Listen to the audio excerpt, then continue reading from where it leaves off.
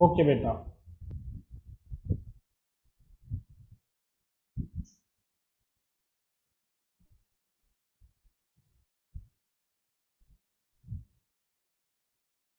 Okay guys, देखो बेटा।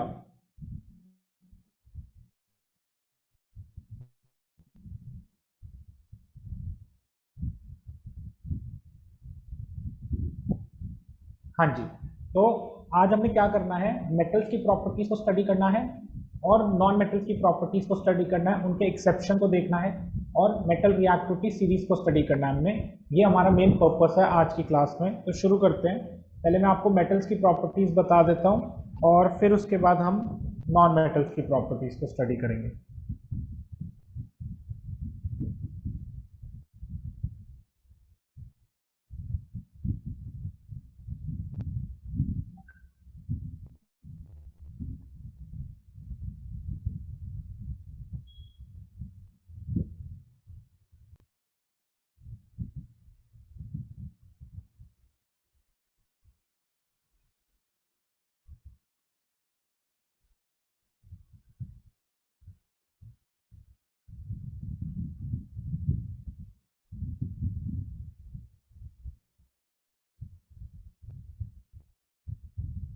देखो बच्चे, एलिमेंट्स को हमने क्लासिफाई करा था मेटल्स और नॉन मेटल्स में on the basis of their properties. तो सबसे पहले physical properties of metals and non metals. तो पहली फिजिकल प्रॉपर्टी है which is called as malleability. Malleability का मतलब क्या होता है, that is to be malleable, which has the ability to be malleable. Malleable का मतलब क्या होता है, दैट इज अगर आप उस चीज को किसी शीट में कन्वर्ट कर सकते हो मटेरियल को, तो उसको मेलिएबिलिटी कहते हैं। जैसे आपके घर में एल्यूमिनियम फॉइल पेपर होता है, वो एल्यूमिनियम एक मेटल है, तो आप उसको एक शीट की फॉर्म में रख सकते हो, तो देयरफॉर इट इज मेलिएबल। तो मेटल्स मेलिएबल होते हैं, आप उनको आराम से एक थिन शीट की फॉर्म के अंदर क्या कर सकते हो, ट्रांसफॉर्म कर सकते हो। तो मेटल्स मेलिएबल होते हैं लेकिन नॉन मेटल्स मेलिएबल नहीं होते हैं। तो ये मेजर सर कोई एग्जांपल देना इसका। एल्यूमिनियम की थिन शीट्स, आपके घर में फॉइल पेपर होगा, आपने देखा होगा। सिमिलरली आपने कभी कभार देखा होगा लोगों के घर पे टिन की शीट्स लगी होती हैं, जैसे किसी फैक्ट्रीज में जाओगे तो टिन की शीट्स होती हैं बड़ी बड़ी सी। तो ये सारे के सारे एग्जाम्पल्स हैं किसके, मेलिएबिलिटी के। सबसे अच्छा एग्जाम्पल है एल्यूमिनियम फॉइल, जो आप सबने देखी होगी। तो वो एक मेटल की शीट ही होती है, ठीक है। Similarly ductility, ductility comes from the word ductile. Ductile का मतलब होता है वायर्स। जब आप किसी चीज को वायर में कन्वर्ट कर सकते हो, उसको हम क्या बोलते हैं, दैट इज योर डक्टिलिटी बोलते हैं। तो मेटल्स, जो कॉपर वायर आप देखोगे, आप सबके घर में कॉपर वायर है, ठीक है। जो बस ऊपर की प्लास्टिक कवरिंग हटा दो वायर की, तो आपको उसके अंदर कॉपर ही दिखाई देगा। तो कॉपर को हम वायर की फॉर्म में चेंज कर सकते हैं, तो इसलिए मेटल्स को डक्टाइल बोला जाता है। और नॉन मेटल्स जो होते हैं वो डक्टाइल नहीं होते हैं। तो डक्टाइल का मतलब क्या होता है, वायर्स। डक्टाइल का क्या मतलब होता है बच्चे, wires. Which can turn into wires are known as, that is your metals. और नॉन मेटल्स वायर्स में कन्वर्ट आप नहीं कर सकते, this is called as ductility. This is called as ductility. इसको हम क्या कहते हैं बच्चे, डक्टिलिटी कहते हैं। Next comes that is your conduction of heat. Metals are good conductors of that is heat. आप आराम से उनसे हीट पास कर सकते हो, वो गर्म हो जाते हैं जल्दी, तो हीट कंडक्शन में बहुत हेल्पफुल होते हैं। सिल्वर और कॉपर बेस्ट कंडक्टर्स हैं, while lead and mercury are the poor conductors of heat. यहां से आपका एक नंबर का क्वेश्चन मानकर चलो बनेगा ही बनेगा कि कौन सा कंडक्टर्स, कौन से मेटल्स बेस्ट कंडक्टर्स हैं। तो सिल्वर और कॉपर, ठीक है, are the best conductors of heat. और जो लेड और मर्करी है are the poor conductors of heat, ठीक है। लेड और mercury are the poor conductors of heat. और जो नॉन मेटल्स होते हैं वो तो बैड कंडक्टर्स होते ही हैं हीट के, तो non metals are bad conductors of heat. तो बच्चे एक बार दोबारा सुन लो, metals are good conductors of heat, और जो सबसे बेस्ट मेटल्स हैं, जो बेस्ट कंडक्टर्स ऑफ हीट हैं, वो हैं आपके सिल्वर और कॉपर, सिल्वर और कॉपर। और बैड कंडक्टर जो है मेटल्स, जो पुअर कंडक्टर्स ऑफ हीट है जिनको आप कह सकते हो, वो है लेड और क्या, मर्करी। मर्करी आप सबने देखा थर्मामीटर में प्रेजेंट होता है, वो मर्करी होता है। और लेड जो होता है वो, जो बैटरीज बनती हैं, लेड की बैटरीज बनती है, जो गाड़ियों के अंदर बैटरीज डलती है ना, वो सारा उसके अंदर लेड प्रेजेंट होता है, तो लेड की बैटरीज प्रेजेंट होती है उसमें। और नॉन मेटल्स तो होते ही बैड कंडक्टर्स ऑफ हीट है। फिर उसके बाद आता है conduction of electricity. Metals are good conductors of electricity, why? क्योंकि मेटल्स के अंदर फ्री इलेक्ट्रॉन्स होते हैं, इनके पास खाली इलेक्ट्रॉन्स होते हैं, ठीक है, फ्री इलेक्ट्रॉन्स होते हैं, इसलिए ये गुड कंडक्टर्स ऑफ इलेक्ट्रिसिटी होते हैं। नॉन मेटल्स के पास फ्री इलेक्ट्रॉन्स नहीं होते हैं, इस वजह से ये बैड कंडक्टर्स ऑफ इलेक्ट्रिसिटी होते हैं। सिर्फ और सिर्फ एक्सेप्शन है जो कि ग्रेफाइट है, जो एलोट्रॉप होता है कार्बन का। अब आप पूछोगे एलोट्रॉप होता क्या है? बच्चे कार्बन जो है ना, form of carbon. Yes absolutely right. Carbon exist in 3 forms. किस किस फॉर्म में एग्जिस्ट करता है? कोल की फॉर्म में, ग्रेफाइट की फॉर्म में, और डायमंड। डायमंड की फॉर्म। और भी फॉर्म्स होते हैं, फुलरीन होता है, there are several forms of the carbon, but जो मेजर फॉर्म्स हम अपनी डेली लाइफ में यूज देखते हैं वो कौन कौन सा है? That is coal, that is graphite, and that is your the another thing is that is your diamond. तो ग्रेफाइट जो है एक बैड कंडक्टर ऑफ क्या है? That is your electricity, sorry, good conductor of electricity which is an exception. हाँ तनिष बोलो बेटा।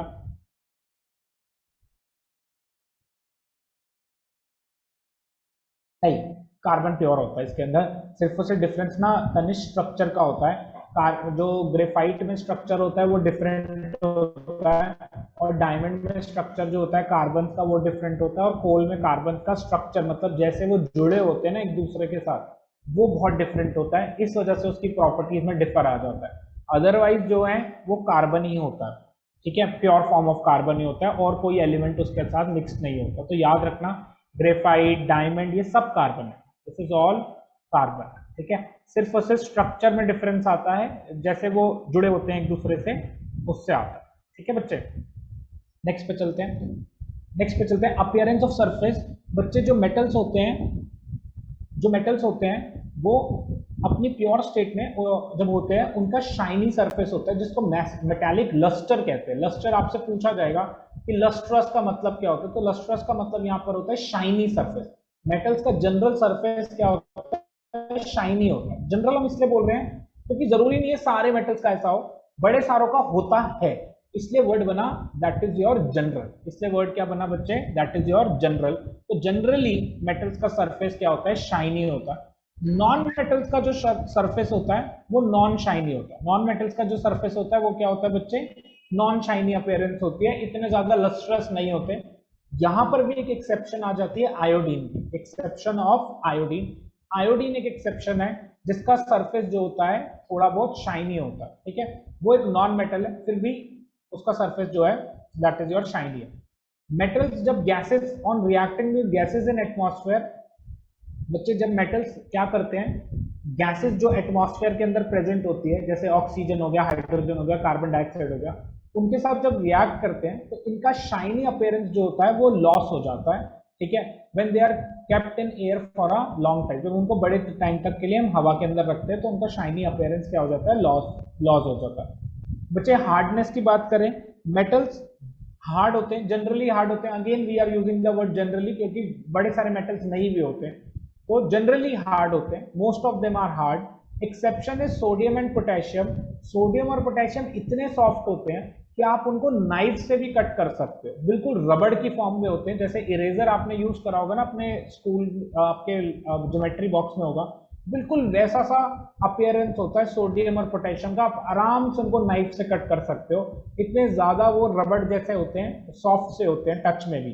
तो sodium and potassium that can be cut by knife. और इनको जब भी सोडियम और पोटेशियम को स्टोर किया जाता है ना, हमेशा कैरोसिन ऑयल के अंदर स्टोर किया जाता है।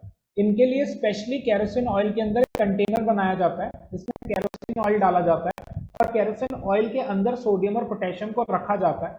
इसका रीजन ये होता है क्योंकि ये बहुत रिएक्टिव होते हैं, अगर ये जरा सा भी हवा के अंदर आ गए ना उसी टाइम रिएक्ट कर जाएंगे। तो उनकी इस रिएक्शन को दैट इज योर स्टॉप करने के लिए कि वो हर चीज से रिएक्ट ना कर जाए, इसलिए उनको कैरोसिन ऑयल के अंदर रखा जाता है, ठीक है बेटा।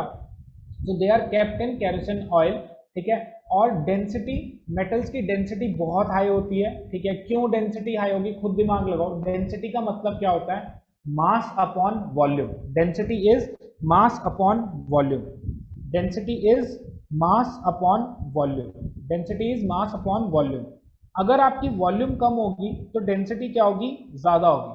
तो मेटल्स के अंदर जो एटम्स होते हैं उनके बीच में जो स्पेसेस होती हैं वो बहुत लेस होती है, वो एक दूसरे से स्ट्रांगली बॉन्डेड होते हैं, एक दूसरे के बहुत पास पास होते हैं। इसी वजह से हम कहते हैं कि मेटल्स की डेंसिटी बहुत हाई होती है बेटा, क्योंकि ये छोटी सी जगह में छोटी सी वॉल्यूम के अंदर दैट इज ये ज्यादा मास ऑक्यूपाई करते हैं। तो इस वजह से हम कहते हैं कि मेटल्स की डेंसिटी क्या होती है, ज्यादा होती है। Yes absolutely right.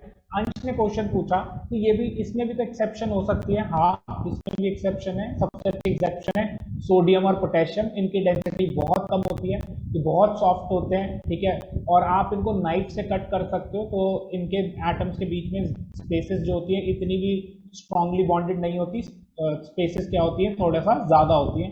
तो सोडियम और पोटेशियम की डेंसिटी कम होती है, ठीक है, तो वो भी मेटल्स हैं लेकिन डेंसिटी क्या है, कम है।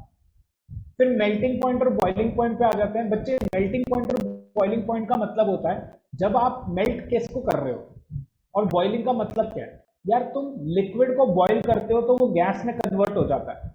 अगर लिक्विड मॉलिक्यूल्स के बीच में, पार्टिकल्स के बीच में अगर स्पेसेस कम होंगी तो ऑब्वियसली आपको स्पेसेस कम होगी, और अगर फोर्स ऑफ अट्रैक्शन स्ट्रांग होगी तो आपको ज्यादा हीट करना पड़ेगा, तभी उनकी फोर्स ऑफ अट्रैक्शन वीक होगी और वो एक दूसरे से अलग जाएंगे।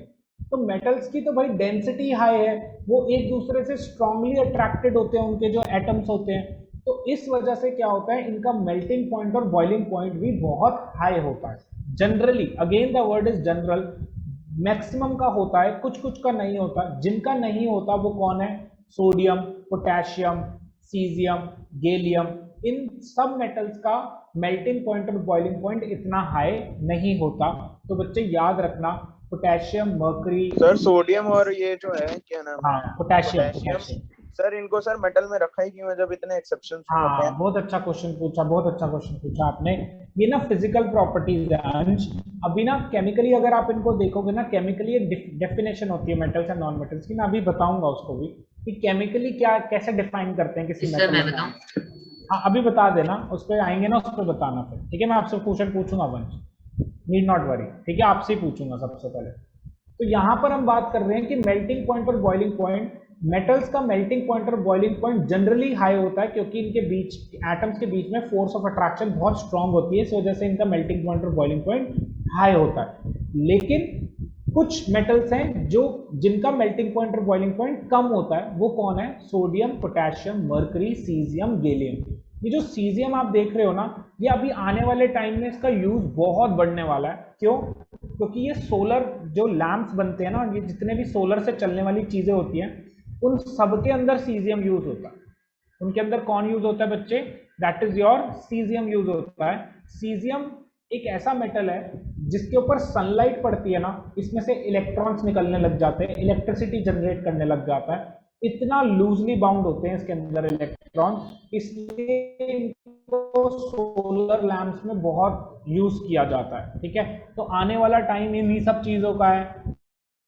तो इसका मतलब, आने वाला टाइम क्या बोल रहा हूँ मैं आपको बताता हूँ। मैं पिछले 15 साल से सुन रहा हूँ आने वाला टाइम सोलर लैंप का, सोलर लैंप का। हमारी टीचर जब मैं स्कूल में होता था 7th 8th क्लास में, तब बोलती थी आने वाला टाइम सोलर लैंप का, सोलर लैंप का, सोलर लैंप का। अभी तक तो नहीं आए, हमारे को भी बोलना पड़ रहा है आने वाला टाइम सोलर लैंप का। तो आपका जब आ जाए तो हमें बता देना प्लीज, ठीक है। अभी पक्का नहीं है, धीरे धीरे होगा सब कुछ, ठीक है। चलो आगे चलते हैं। State at room temperature, metals are generally sir solid करीब एट, 6 एटम्स के बीच में तो ये सॉलिड होते हैं। एक एक्सेप्शन है मरकरी, आप सब जानते हो मरकरी जो लिक्विड है, ठीक है। आप सबने देखा है मरकरी को, थर्मामीटर्स में वो लिक्विड फॉर्म में होता है, ठीक है, थोड़ा थिक लिक्विड होता है, विस्कस लिक्विड होता है। नॉन मेटल्स जो होते हैं वो तीनों स्टेट्स में मिल जाएंगे आपको, सॉलिड में, लिक्विड में, गैस पे, ठीक है। रूम टेम्परेचर पे, रूम टेम्परेचर का मतलब यहाँ पर होता है बच्चे, हमारा जो रूम का पर्टिकुलर टेम्परेचर होता है ना, उसे रूम टेम्परेचर कहते हैं, कोई नई टर्म नहीं है। आपका जो कमरा है ना, उसका जो टेम्परेचर है उसको रूम टेम्परेचर, एक पर्टिकुलर सराउंडिंग का जो टेम्परेचर होता है उसे रूम टेम्परेचर कहते हैं। जैसे अभी हमारे रूम का टेम्परेचर होगा अराउंड 30-35 डिग्री सेल्सियस के अराउंड में होगा। तो इस टेम्परेचर पे भी सर आपकी वॉइस क्रैक हो रही है। सर आपकी वॉइस क्रैक हो रही है। सर आपकी वॉइस क्रैक हो कर सकते हैं। फिर आते हैं next,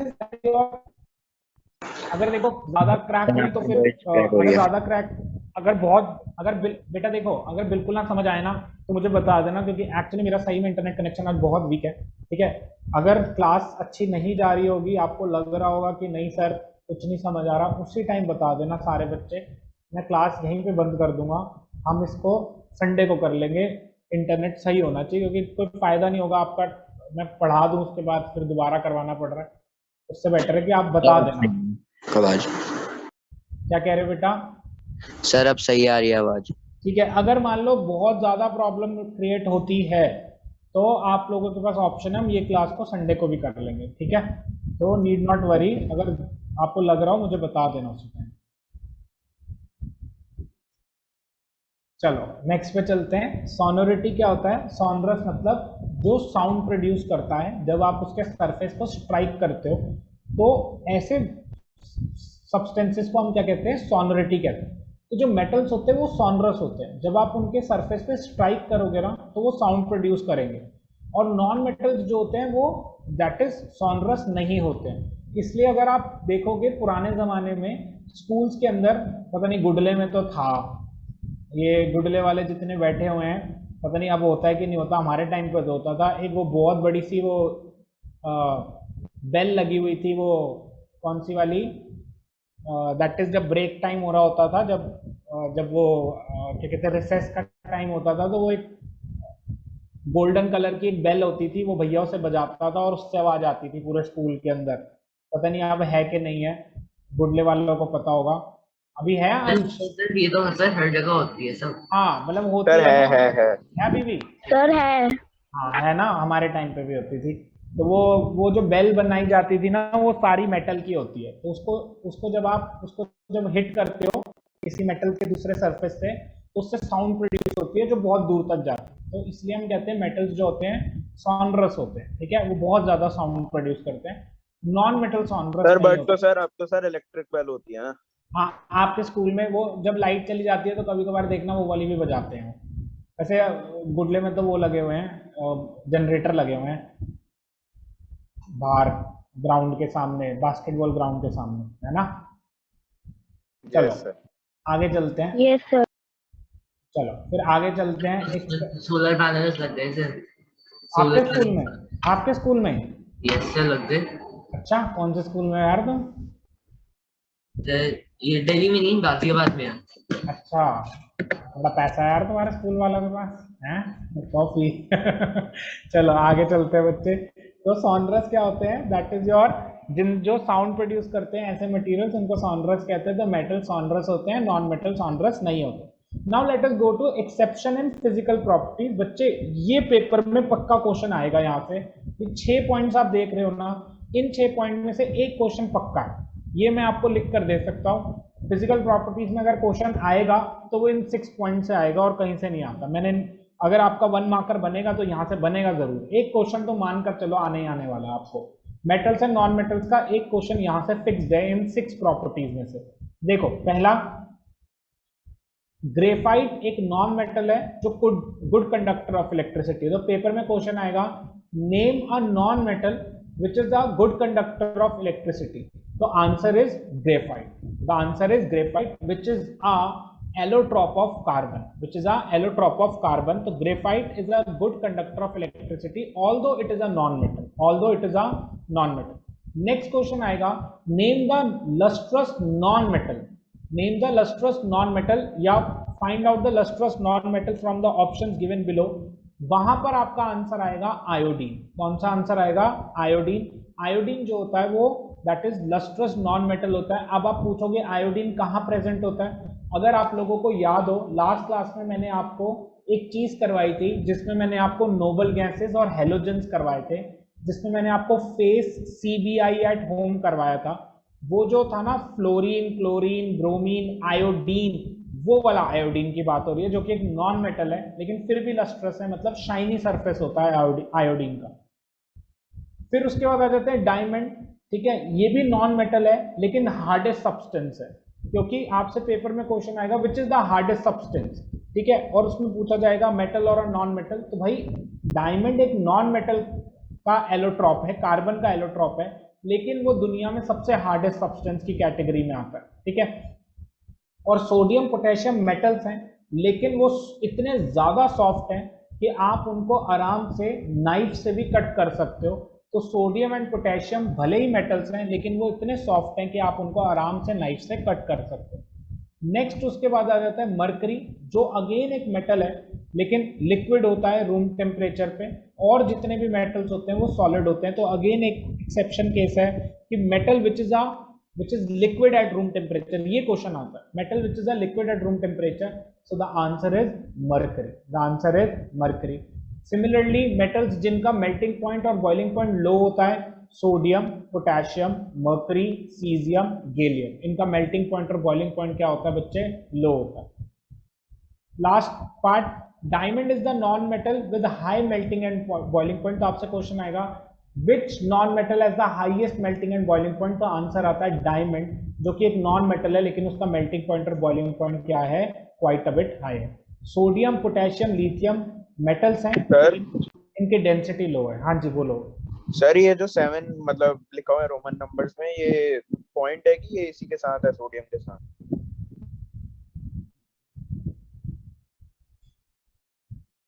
कहाँ पर लिखा है 7 रोमन नंबर में? कौन से पॉइंट में? पॉइंट सर में बॉइलिंग डायमंड पॉइंट के बाद Six पॉइंट point नंबर में। 6 के सोडियम से पहले। अच्छा, वो सॉरी, वो ना वहां पर लिखना था विज। विज का मतलब होता है कि ये एग्जाम्पल्स है, वो मिसप्रिंट है, VII नहीं है, वो कुछ नहीं है ऐसे। ठीक है, वो विज है। ठीक है बेटा, वो इंग्लिश का वर्ड था लिखना था, वो आई एक्स्ट्रा लग गया। ठीक है, चलो आगे चलते हैं बेटा। केमिकल प्रॉपर्टीज ऑफ मेटल अभी मुझे पक्का नहीं है, एक बार आप प्लीज चेक कर लेना, क्योंकि जो मेरे पास सिलेबस आया हुआ उसमें तो ये चीजें मेंशन नहीं है, उसमें बस ये बताया हुआ रिएक्टिविटी सीरीज है और एक उसके बाद आयनिक बॉन्डिंग है। एक बार प्लीज आप मुझे कंफर्म कर देना, आपके स्कूल में करवाया है या आपके टीचर्स ने केमिकल प्रॉपर्टीज ऑफ मेटल? अभी कराया ही नहीं है। नहीं करवाया अभी? एक बार मुझे पूछ के बता देना, क्योंकि अभी कुछ पक्का नहीं है। सर अगर मेरे में करवाया। करवाया आपके में? Yes sir. ठीक है, फिर मैं करा देता हूँ। ठीक है, लेकिन सबसे पहले केमिकल प्रॉपर्टीज पर जाने से पहले मैं आपको थोड़ा सा बता देता हूँ मेटल्स एंड नॉन मेटल्स के बारे में, केमिकली ये कैसे डिफरेंट होते हैं, तो वो देख लो आप।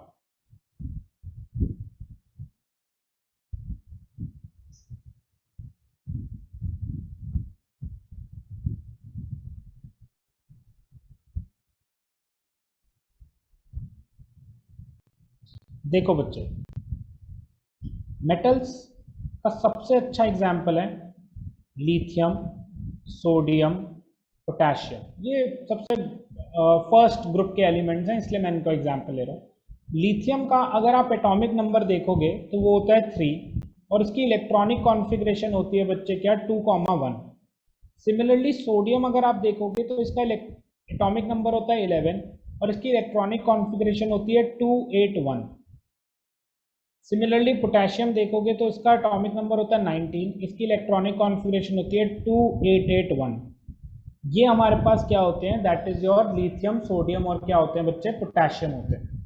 अब बच्चे आपको एक चीज अगर आप नोटिस करोगे ना, लास्ट शेल में देखो तीनों के इलेक्ट्रॉन क्या हैं? सेम है, तो इस हिसाब से हम इनको क्या बोलते हैं? सेम ग्रुप एलिमेंट्स बोलते हैं। और सबसे इंटरेस्टिंग चीज जो मुझे आपको बतानी है कि जब लास्ट शेल में 3 इलेक्ट्रॉन से कम होते हैं, उन सारे एलिमेंट्स को हम क्या बोलते हैं? मेटल्स बोलते हैं। उन सारे एलिमेंट्स को क्या बोलते हैं? मेटल्स बोलते हैं। अगर लास्ट शेल में किसी भी एलिमेंट के 3 से कम इलेक्ट्रॉन है तो हम उसको बोलते हैं क्या? दैट इज योर मेटल बोलते हैं। जैसे let us take the example of calcium. Calcium का एटॉमिक नंबर होता है 20, इसकी इलेक्ट्रॉनिक कॉन्फ़िगरेशन होती है 2882। इसके लास्ट शेल में देखोगे बच्चे कितने इलेक्ट्रॉन है? 2 है। तो इस वजह से हम इसको क्या कहते हैं? मेटल कहते हैं। क्या कहते हैं? मेटल कहते हैं। जितने भी मेटल्स होंगे अगर उनका कोई लास्ट शेल एग्जिस्ट करता है तो उनके लास्ट शेल के अंदर मैक्सिमम इलेक्ट्रॉन 3 हो सकते हैं और मिनिमम इलेक्ट्रॉन 1 हो सकता है। तो मैक्सिमम 3 और मिनिमम क्या होता है 1 होता है, तभी हम उन्हें मेटल्स बोलते हैं। तो याद रखना एक पहचान है इलेक्ट्रॉन्स मेटल्स की, वो क्या पहचान है, अगर उनके लास्ट शेल में 1 इलेक्ट्रॉन 2 इलेक्ट्रॉन या 3 इलेक्ट्रॉन हैं तो आप उन्हें मेटल्स बोलते। जैसे ही 3 के ऊपर गए 4 5 6 7 8, अगर ऐसे आपको उनके लास्ट शेल में इलेक्ट्रॉन दिख रहे हैं तो वो मेटल नहीं कहलाए जाएंगे, वो नॉन मेटल कहलाए जाएंगे। वो क्या कहलाए जाएंगे? Non metal. एक एग्जांपल देता हूं, ऑक्सीजन का एटॉमिक नंबर होता है 8, इसकी इलेक्ट्रॉनिक कॉन्फ़िगरेशन होती है बच्चे 2,6।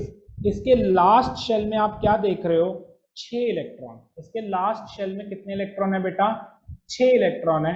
तो ये 3 से ज्यादा है, तो इसलिए ऑक्सीजन को कौन सी कैटेगरी में रखते हैं? नॉन मेटल की कैटेगरी में रखते हैं। किसकी कैटेगरी में रखते हैं?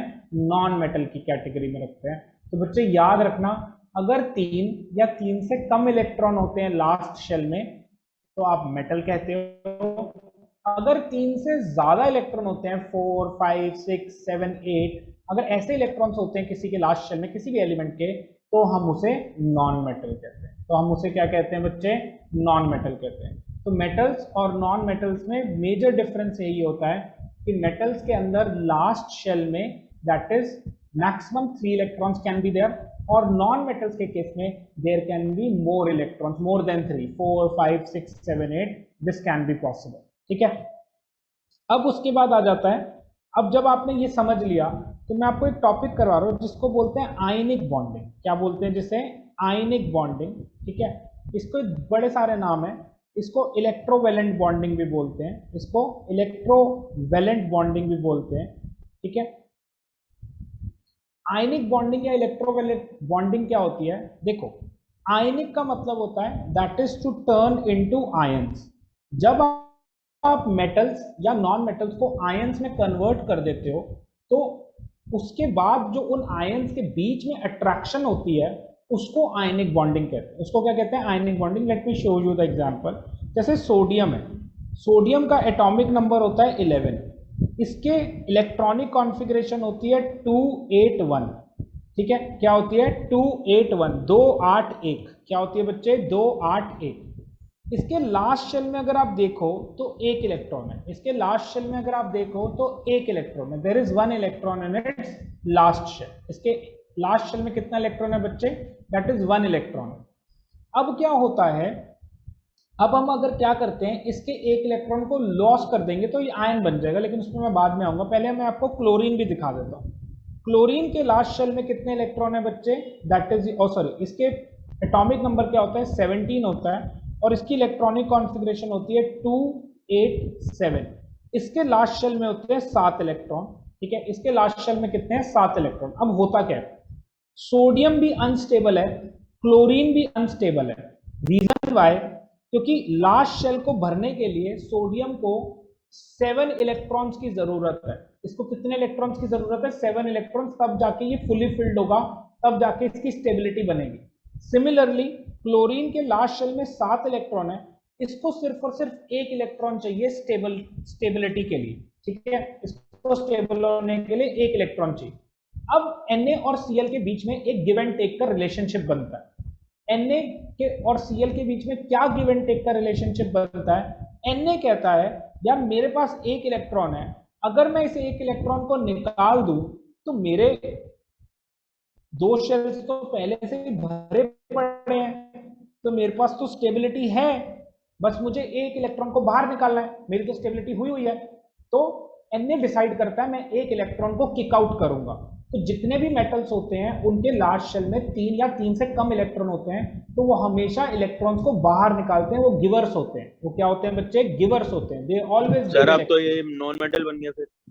नहीं नहीं नहीं नहीं, ये आयन बनेगा। बहुत अच्छा क्वेश्चन बोला आपने, ये आइसो इलेक्ट्रॉनिक स्पीशीज की काउंट में आएगा, लेकिन नॉन मेटल अभी भी नहीं कह सकते हम इसको आयन कहेंगे। क्या कहेंगे बच्चे? आयन कहेंगे, क्योंकि अंश का बड़ा अच्छा, उसने अंश ने एक बहुत अच्छा ऑब्जर्वेशन करा। अंश ने ऑब्जर्वेशन करा, कहता है सर आपने अगर KLM शेल है सोडियम के पास, अगर आपने M में से इलेक्ट्रॉन निकाल दिया तो सर इसके पास तो 10 इलेक्ट्रॉन बचे। अगर इसके पास 10 इलेक्ट्रॉन बचे तो नॉन मेटल की तरह बिहेव कर रहा है, क्योंकि आपने अभी तो हमारे को समझाया कि जिनके लास्ट शेल के अंदर जो है दैट इज योर क्या कहते हैं 3 से ज्यादा इलेक्ट्रॉन होंगे, वो नॉन मेटल होगा। कह रहा है कि भाई अंश ने ऑब्जर्वेशन करी, सर आप कह रहे हो M से इलेक्ट्रॉन निकाल दो, फिर तो सोडियम आपका नॉन मेटल कहलाया जाएगा। अंश की ऑब्जर्वेशन बहुत अच्छी है, वेरी गुड अंश। पर अंश यहाँ पर एक और चीज होती है, सिर्फ और सिर्फ मेटल का डिसीजन उसके इलेक्ट्रॉन्स पे नहीं होता, उसका डिसीजन उसके प्रोटॉन काउंट पे भी होता है। किस पे होता है बच्चे? उसके प्रोटॉन काउंट पे भी होता है। ठीक है, तो प्रोटॉन के हिसाब से ही एटॉमिक नंबर डिसाइड होते हैं, और वो भी एक फैक्टर होता है। वो भी एक फैक्टर होता है दैट इज मेटल्स और नॉन मेटल्स को कंसिडर करने के लिए। और यहां पर सोडियम के प्रोटॉन्स नहीं चेंज हो रहे अंश, वो 11 के 11 ही रहेंगे बच्चे। चेंज होते हैं हमेशा इलेक्ट्रॉन, वो बढ़ या कम हो सकते हैं, लेकिन प्रोटॉन्स कभी भी किसी एलिमेंट के चेंज नहीं होते। इसलिए एक एलिमेंट की पहचान उसके नंबर ऑफ प्रोटॉन से की जाती है। इसलिए कॉन्सेप्ट ऑफ एटॉमिक नंबर बहुत इंपॉर्टेंट होता है, क्योंकि वो प्रोटॉन काउंट पर डिपेंडेंट होता है किसी भी एटम के। ठीक है बेटा, समझ गए अंश? Okay sir. प्रोटॉन नहीं चेंज हो रहे, सिर्फ इलेक्ट्रॉन्स चेंज हो रहे हैं। और आपकी बात सही है कि वो एक नॉन मेटेलिक फॉर्म में पहुंच जाएगा इलेक्ट्रॉन के काउंट के हिसाब से। Absolutely right on that part. ठीक है, अब देखो लेकिन प्रोटॉन्स इसके अंदर सेम रहेंगे, वो 11 के 11 ही रहेंगे। क्लोरीन के साथ क्या हो रहा है? क्लोरीन के लास्ट शेल में 7 इलेक्ट्रॉन है। इसके पास भी 2 ऑप्शन है लाइफ के अंदर कि 7 इलेक्ट्रॉन दे दे, ठीक है, तो पहले के 2 शेल तो भरे पड़े हैं, और दूसरा ऑप्शन ये है कि 1 इलेक्ट्रॉन ले ले, तो 7 + 1 8 हो जाएगा, तो इसका काम बन जाएगा। तो क्लोरीन के लिए इजियर वे आउट क्या है? दैट इज इसके लिए क्या काम है? इलेक्ट्रॉन ले लेना, 7 इलेक्ट्रॉन है, एक और लूंगा, 7 से 8 हो जाएगा, उसका काम हो गया। सर बट ये दोनों साइड से मतलब टोटल इलेक्ट्रॉन दोनों साइड से ही मतलब मेटल डाल रहा है। एनए में अगर हम कुछ डाल दें, एनए का आयन है, हाई इलेक्ट्रॉनिक शीशा कहा जाता है, एक नॉन मेटल। आपको सही बात कर रही है, आप जनरल बात कह रहे हो। इसी वजह से सोडियम को उस टेबल के अंश टेबल का लास्ट शेल बिल्डअप होगा। ठीक है, हर एक एलिमेंट में क्या कर रहा है कि लास्ट शेल बिल्डअप कर रहा है। ठीक है, एक नोबल गैस जो मैंने पढ़ाया था, हीलियम पढ़ा था ना बेटा, हीलियम, नियॉन, आर्गन। हीलियम के इलेक्ट्रॉन नियॉन के फॉर्म में, आर्गन के फॉर्म में, इस इलेक्ट्रॉन कॉन्फ़िगरेशन होती है। हर एक एलिमेंट में चाहता है ये वाले इलेक्ट्रॉन कॉन्फ़िगरेशन है, गैस लगता है, वो एक स्टेट में पहुंच जाता है। सोडियम ये चाहता है, इसलिए वो इलेक्ट्रॉन को कंफर्ट कर रहा है, क्योंकि जब आप इलेक्ट्रॉन कॉमन में जाएगा, नियॉन का साथ जाएगा, इसलिए नीचे जाएगी। क्लोरीन ये एलिमेंट है, तो मैं ये इलेक्ट्रॉन कंफर्ट है, तो मेरे को उठेंगे और मैं आर्गन जैसा बन जाऊंगा, मेरे को मेरी स्टेबिलिटी मिल जाएगी। क्लियर बच्चे? तो इलेक्ट्रॉन लेने और देने के पीछे ये कॉन्सेप्ट आता है कि भाई जैसे स्टेबिलिटी के नोबल गैस है, तो अब सोडियम क्या कहता है कि एक इलेक्ट्रॉन यूज करता है, तो इसको स्टेबिलिटी मिल जाती है। क्लोरीन एक इलेक्ट्रॉन देगा, स्टेबिलिटी मिल जाएगी। अब दोनों बेंजीन स्पेशलाइजेशन है, सोडियम के अंदर क्या ले क्लोरीन के अंदर इलेक्ट्रॉन दे दे। तो सोडियम क्या करता है, प्रोटॉन क्या आ रहे हैं, इलेक्ट्रॉन क्या आ रहे हैं, अपने में से एक इलेक्ट्रॉन निकाल के दे रहा है किसको? और क्लोरीन को। तो 11 पॉजिटिव चार्ज आ जाएगा, इलेक्ट्रॉन के नेगेटिव चार्ज 11 में से 10 को माइनस करोगे क्या आएगा? +1। तो इसलिए सोडियम चार्ज आ जाता है +1 जब वो इलेक्ट्रॉन दे देता है। समझ में आया बच्चे? तो सोडियम को हो जाता है आयन के अंदर, इसमें कन्वर्ट हो जाता है आयन के अंदर। और कौन कौन सा आयन ऐसा आयन पॉजिटिव आयन जिसको बोलते हैं कैटायन, तो बोलते हैं दोस्तों कैटायन। क्लियर? सोडियम कन्वर्ट हो जाता है किस में? कैटायन के अंदर। सिमिलरली क्लोरीन को देखो 287 क्लोरीन क्या करता है, एक इलेक्ट्रॉन हीलियम में रहता है। ये हीलियम क्या करेगा, तो क्लोरीन वाला प्रोटॉन उसको क्या मिलेगा? बेटा 17 के लाके 17, लेकिन 11 कौन से हो जाएंगे, एक 18 11 20 का टोटल पर पहुंचा 17 के 18 माइनस और बड़ा कौन है 18 का क्या 9 माइनस, तो क्लोरीन कौन सा आयन बना रहता है बच्चे, माइनस, जिसको वो बोलते हैं आयन, जिसको क्या बोलते हैं अनायन। ट्रिपल अगर आप ज्वाइन कर लेना ट्रिपल वाला कॉन्सेप्ट करवा दूंगा, ट्रिपल आप लोग ज्वाइन कर लेना, उसमें मैं आधा मिनट लगेगा, ठीक है। तो सोडियम क्या बनाता है आयन, और क्लोरीन क्या बनाता है अनायन। अब देखो आगे क्या होता है,